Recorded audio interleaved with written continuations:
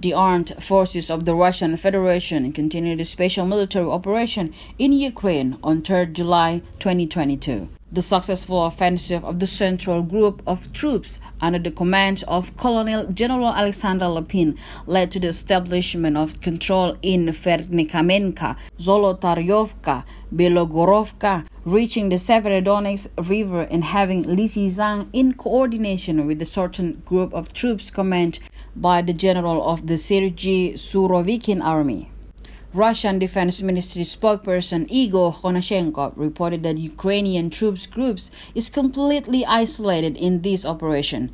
38 Ukrainian soldiers, most of them local residents forcibly mobilized by Ukrainian armed forces, have surrendered in this area in the past 48 hours.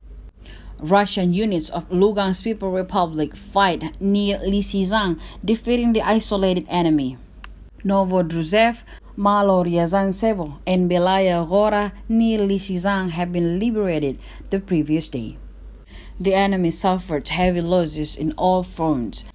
The armed forces of Ukrainians' 54th Mechanized Brigade lost over 60% of its personnel and equipped in a matter of days near Mariinka, Donetsk People's Republic.